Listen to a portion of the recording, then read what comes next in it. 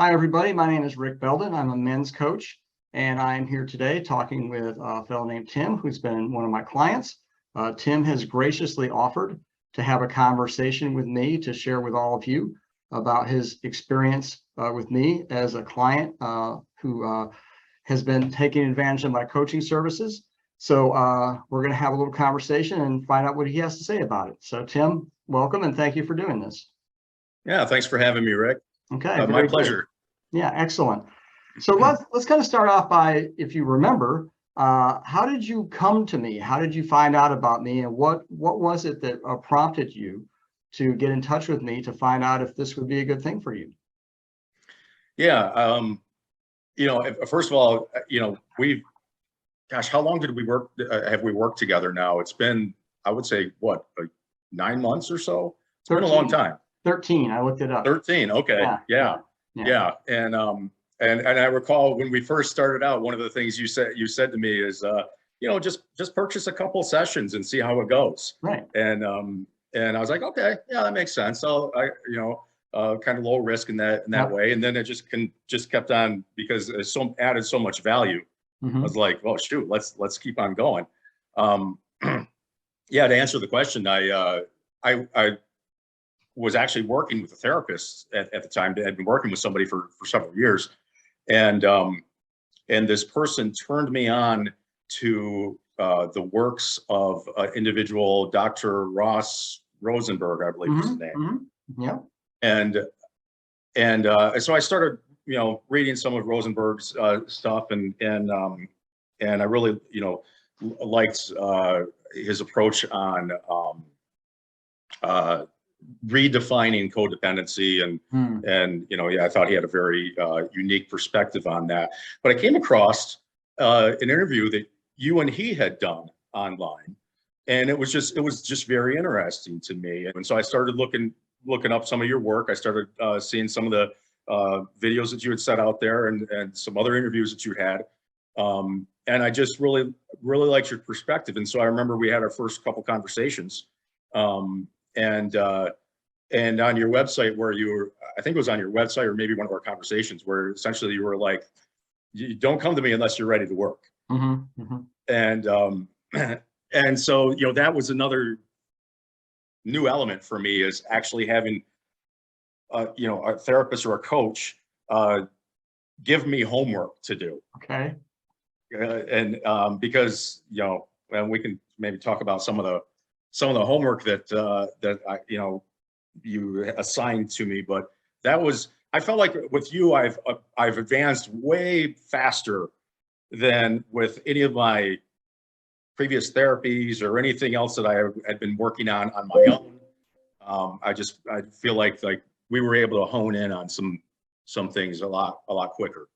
Well, I'm very happy to hear that, because obviously I want people to make progress. That's my whole sort of my kind of top level message is, if you're a man and you're feeling stuck, I can help you get moving again. So movement and motion and that kind of stuff is really important. It's an important element of the process, not just in terms of how I do it, but my criteria for is this working well for this person? Do you have to remember the subject of my conversation with Ross Rosenberg, the video that you watched? I want to say it had something to do with mother issues. Probably the mother wound. The mother wound. That's what it was. Yeah. That's what it was. The mother wound. Yeah. So I'm curious to know, that was an attraction for you. That was sort of something that you felt like, hey, I want to move into this territory. Do you feel like you have a better understanding of what a mother wound is now that you've spent this time with me? Yeah. And how it shows up in your life as an adult man. Yeah. And yeah, you know what? In fact, I recall one of our first conversations.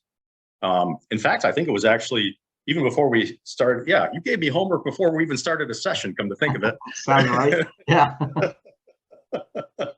So our first conversation, just for people who aren't familiar, I offered that 30-minute discovery session at no charge. So that would have been our first conversation. That's the opportunity that I take with you and everybody else to learn a little bit more about you, to let you learn a little bit about me, and decide is like, hey, do we want to collaborate on this? Is this a good match?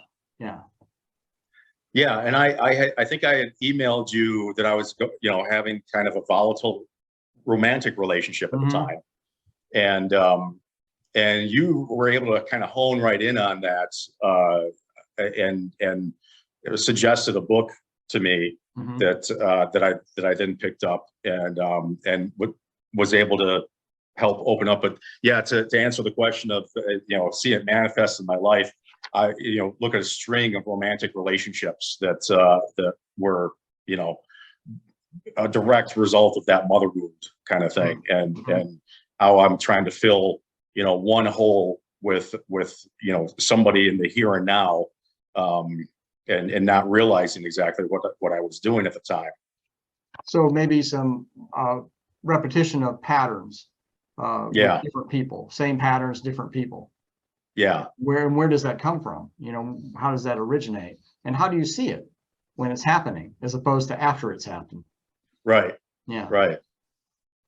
Yeah. Yeah. So I feel like I've not only gotten a good handle on what that mother wound is, but actually, and this was a big element before, because I had working with a therapist before, had somewhat identified. Again, that's why I sought out Rosenberg's work in that YouTube video, but hadn't really figured out how to deal with it yet. And that's where you really helped out a lot with the work that we did. So how would you describe a typical session with me to somebody else? Oh, that's a good question. Because I think I'm not sure there is a typical session. I was going to amend my question. Yeah. Yeah. Yeah. Because I recall like one of our sessions where like it was an immediate here and now. Something was going on in my life that day that was very intense. Yeah.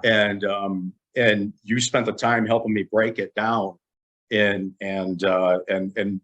figuring, chunking it off and figuring out, kind of a strategic response, taking emotions out of it and how to deal with the emotions that are in it. Yeah. We spent an entire session on that one, and I was very glad that we did when we did, even though it didn't, apply to any of the other stuff that we were doing at that time. Right. Right. Well, right. Actually, I shouldn't say it like that, because it did apply, because they're all interlinked, but it wasn't like directly working on mother wound type stuff, or father issues or things like that. But yeah, so I like the fact, so a typical session, I like the fact that you're very structured with sending the pre-session worksheet and the post-session worksheets. And you give homework, but you don't like hound on it, like, well, why didn't you do this? Right. Because you're open to the fact that, oh, well, I found it wasn't really necessary. Or we look at, is there some resistance that came up? Because the resistance is the information that we need. Yeah. Yeah. So our sessions would usually begin with something from one of those sheets. And that's another unique aspect, I think, about you versus any other therapist that I've worked with or anything else, is the communication that happens in between sessions. Right. That's because life happens in between sessions. Right. And I'm not always going to think of the things that might be impactful during our session. Right. And knowing that I can fire off an email to you, and you respond with, I got it, I'll file it away, and or you'll respond with some thoughts on it right there. That's a helpful process. Right. And I would include the pre-session worksheet and the post-session worksheet that come before and after the session, as that's also part of the communication between sessions. Yeah. Because those are good places for you. What did you think about the pre-session worksheet? I like it as the coach because it helps me set up for the conversation. I can get prepped, in a few minutes just by looking that over. Whereas if you had to tell me all that stuff, we might chew up 15 minutes. Right. Right. Yeah. I thought that was always very helpful. I think I got in a bad habit at some point there where I didn't give it to you until like maybe 2 hours before. Yeah. Yeah. Well, yeah. And the thing I liked about the post-session worksheets, or the thing I like about that, is it not only does it give you the opportunity to make some notes about what we covered, what you committed to do, but like, here's something I wanted to get to that we didn't get to. And then I take that and I extract it out and I put it into, my notes for your next session, so that we might not choose to hit it because it might have just gone stale since then. But if it's still up, then we can get into it. Yeah. Yeah. I thought all that was very, yeah. So essentially, so you do, you've got a process that supports that in between session communication. Right. What did you think about your homework? What sorts of things did I give you to do? I tell you that you've got a knack. You've got a knack on hitting upon things that were extremely helpful. So I'll give a couple examples here. I'm sure you remember some of these, because you're also extremely well organized. That's the other thing about you that, in my experience dealing with other therapists, in the middle of a session, they have to go back and take a look at notes that they've had or something, because they're not ready. They're just not organized. And you are extremely well organized. Anyways, yeah. So some of the homework ones, you're the first person to actually, you're the first person to actually assign me any homework. But I think even in a unique aspect, asking me to draw something. Yeah. I never realized how powerful it was to sit there and have to draw. And just the fact that the first time you asked me that, like in the moment of you asking, I'm like, what am I going to draw? I have no clue. Mm-hmm. And literally like 15 minutes later, images started to appear in my head. Right. Of like, oh, well, it was about the inner critic.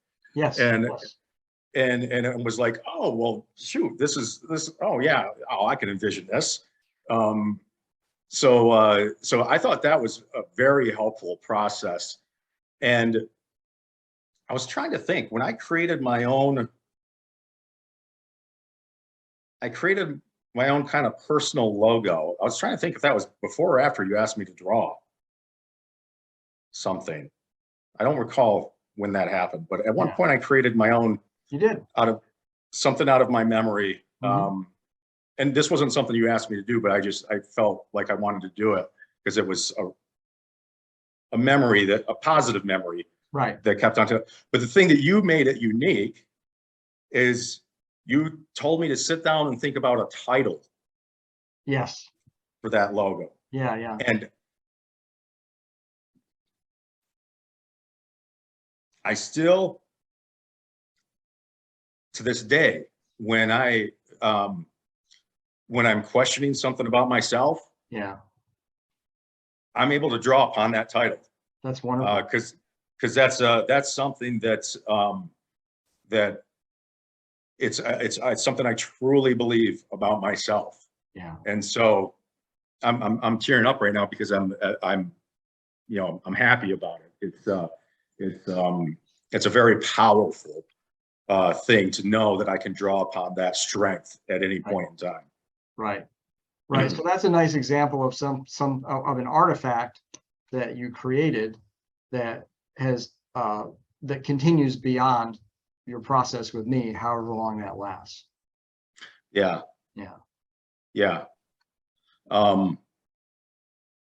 Another very impactful exercise you had me do was, we talked about the mother wound. There's also an aspect in there, and this had so many tentacles to it. Writing about the dad that I wished I had. Yeah. And because that actually came in to become the type of dad that I want to be to my two Right. kids right now. Right. Nice. And that's a great example too, because a lot of the time people think, they have this idea. It's like, well, why should I waste my time looking at what happened when I was a child? That's all in the past. It doesn't matter now. But what you just talked about was a good example of how, if you can actually kind of pull that information together right now in present time at your current age, what your experience was like with your father, and that actually gave you the platform where you could develop, what do I want to be as a father? And how do I want to go about this? And if you don't have that reference point from your own experience as a child, you don't have a foundation or a platform to start from to begin to develop the way that you actually want to be for yourself and your kids. So another question I'm curious to know, one of the things probably the most fundamental thing that I emphasize to everybody, especially at the beginning, is the importance of your relationship with yourself. That I want to help you appraise that, evaluate it, develop it, progress it, all that kind of stuff. Do you feel like you were able to make some progress in that area? First of all, in understanding what your relationship with yourself actually is, and then actually moving it in a direction that's more productive and happier and more sort of where you're like working with yourself instead of working against yourself. Yeah. I think, because you're right. You've mentioned that several times along the way, that's your primary focus is helping a man develop his relationship with himself. Right. And I remember one of the exercises you had me do was to dig up childhood pictures. Yes. And I recall in one of our sessions me telling you that that I could take a look at a picture of my son and just look at that picture and feel nothing but love. Just feel like, oh my gosh, this kid is I just love him so much. And how amazed I was that I would take a picture of myself as a young boy and I kind of despised him. Yes. Yeah. And that contrast was such a huge thing. And so we worked, we talked about that. We worked on that. And yeah, I can say now that whereas I used to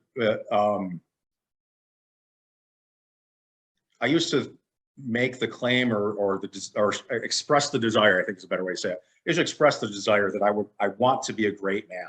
Right. Now I can honestly say that I believe that great man already exists. Very good. And that and I'm still working on him showing up a little bit more consistently. Sure. But and I give grace for me having my own faults and everything like that. But I would say, and it's funny because it's not coming out of a point of narcissism at all, right? It's coming out of a point of true self-worth. Yes. And a fair evaluation and recognition of what's there. Yeah. Not biased too positive, not biased too negative, but like pretty close to center. Yeah. Which is that's a good balanced position to be in with yourself. Yeah, I would tell you another way to say that is, previously, and I imagine a lot of guys out there feel this way. They feel like they're a fraud. They feel like they have a persona that they portray to the rest of the world, and they really know a lot different about themselves, and they feel like they're a fraud. And I don't feel that way anymore. I feel very authentic. Very good. Yeah. Very good. And that is pretty quick, in a year, basically, to move through some of the things that you've talked about into a position where you're so much more functional and you're kinder to yourself. And that's what I always talk about, that relationship with yourself, that the character and the quality of the relationship with yourself that's the root, that's the source point that determines the character and the quality of your relationship with everything on the outside, other people, girlfriends, your kids, money, your health, all that kind of stuff. And it really, experience in your life from day to day and moment to moment is really only as good as the quality of the relationship you have with yourself. You know, it's funny that you mentioned that, because and through that process, I look at my external relationships and how they've developed and strengthened. And man, I want to say, you know, when we started, I probably could count, you know, a number of friends that I could, you know, hang out with or talk to, maybe one or two. Yeah. You know, I didn't grow up around this area or anything like that. I'm a transplant. And now I would say, gosh, 8 or 9. I That's mean, excellent. Yeah. Yeah. yeah, Because that's such a common issue for men, especially as we get older. It's like, if you're not married, you have no social life, you know, in terms of people that you're tight with, people you can depend on, people where you can actually be truthful about what your life and your day are really like. yeah, yeah. So that's fantastic. What do you have any thoughts about any of the, you know, because part of my process is to share resources, you know, with clients, like, hey, you know, have you heard this? Have you seen this? You know, I think this would be helpful to you. We can integrate this into our conversations. Do you have any thoughts on that aspect of it? Yeah, yeah. Well, like I said, the in our free 30-minute session that you had up front, you know, you gave me a book to read, No More Mr. Nice Guy. Oh yeah. Um, and I thought that was very helpful. There's several of them there that you gave as resources. Not only just some different books, but different articles. Mm-hmm.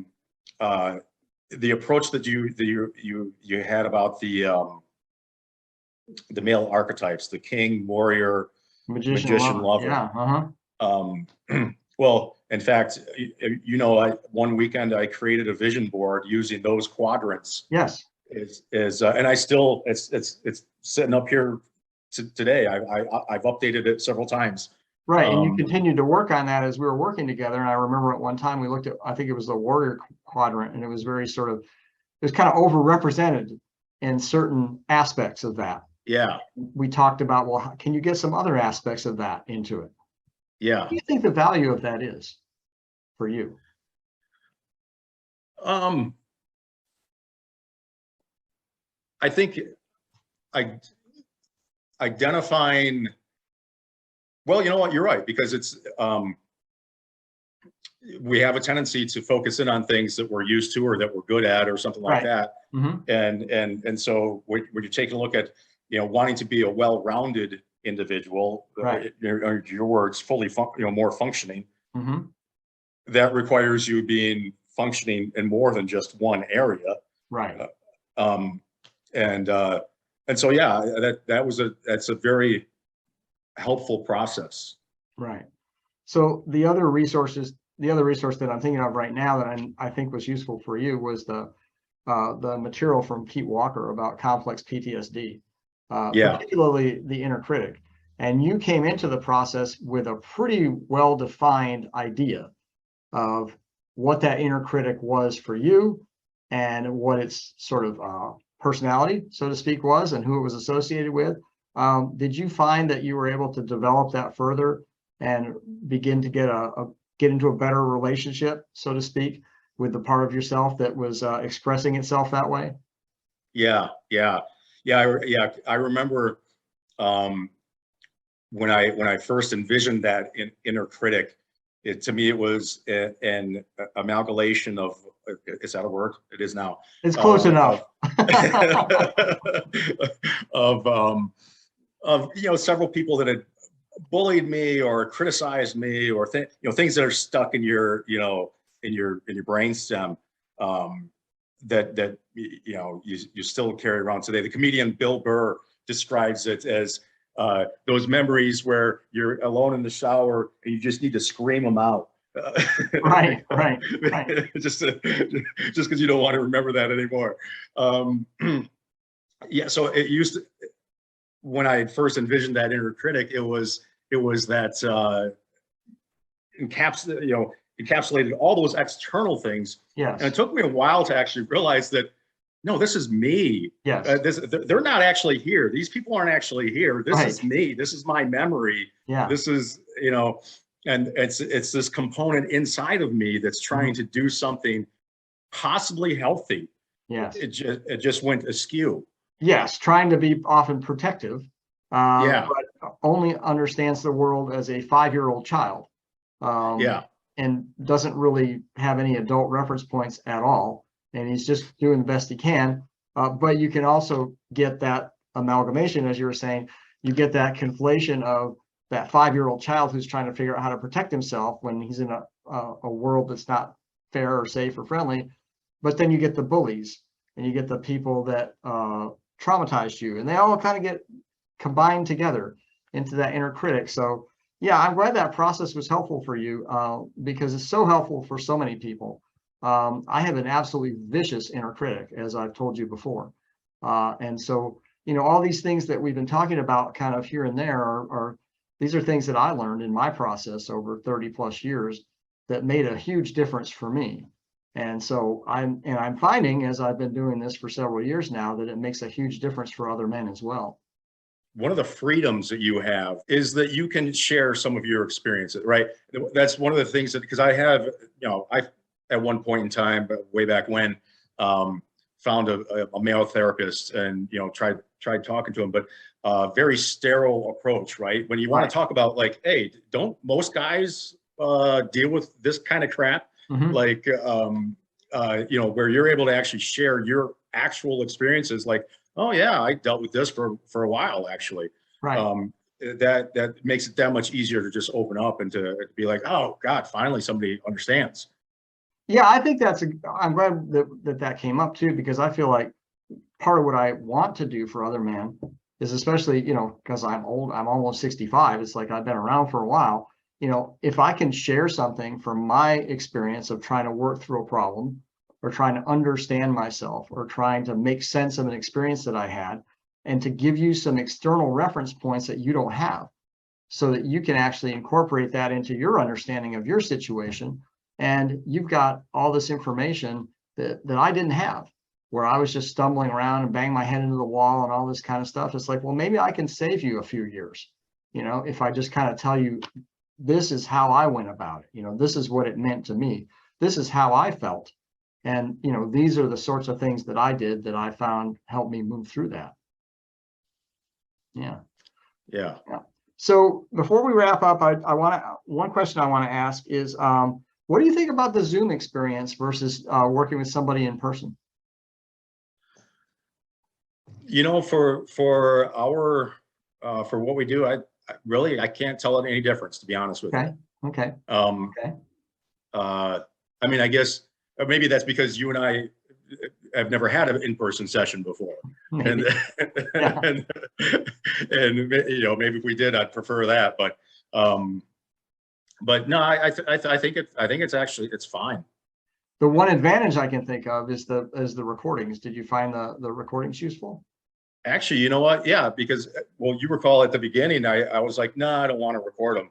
So I'm talking about me recording the audio and the video of the session for you to listen to or watch later. Yeah. Yeah, and then after a couple really good sessions where I was like, well, shit, I would have liked to go back and watch that one, because he said something. You try and take notes along the way and stuff like that, but in fact, I got to the point to where I think I mentioned to you that I would delay doing my post-session worksheet until I actually had time to rewatch the session again. Yeah. Put it on a little faster speed, not skip ahead or whatever. But I would always get something out of it the second time through.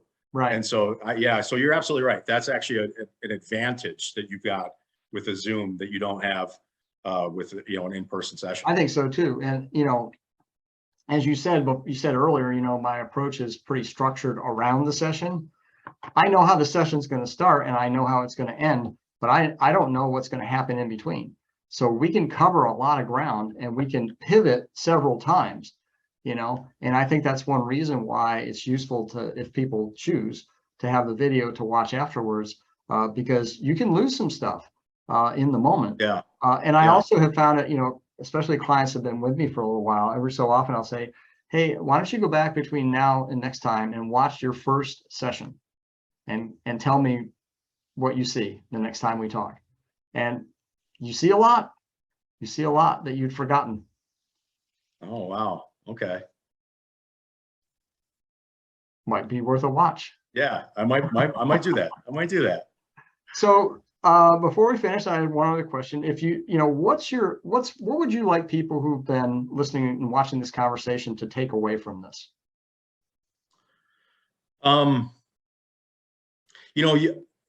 You are very specific to men and men issues. So for any guy that's out there, I think guys are all, we've all got, our unique challenges, but we're all built in a very similar way as well. Mm-hmm. And I would just say that what is missing out of society today, that I think, and the King Warrior Magician Lover book touched upon this, is men do not have tribes today that they can be a part of. Right. And that tribe is what really helps a man. First of all, I think it's natural when you're part of a tribe that you do connect with a mentor. Right. That that there is another man. All the men in the tribe help. Mm-hmm. Or you can see as a model either an example of what to do or a warning of what not to do. Right. But people will gravitate towards a healthy relationship with a healthy mentor. Yes. And so that lack of having that tribe, having that individual, people are seeking. They're looking for that person that can help coach them to become the masculine version of a man that they know they want to be. They just haven't figured out how to define it yet. Right. And so, you not only helping that person define it for themselves, but also coaching them along the way and kind of prodding and making sure that there's movement. So yeah, I would say that the takeaway there is that, the takeaway is get a good coach. Right. Okay, very good. So so let's wrap it up here. Thanks again for volunteering to do this. I really appreciate that, Tim. And for those of you who are watching, if you'd like to find out some more about what I'm doing, you might be interested in engaging my services as a coach, you can find more information at rickbeldencoaching.com.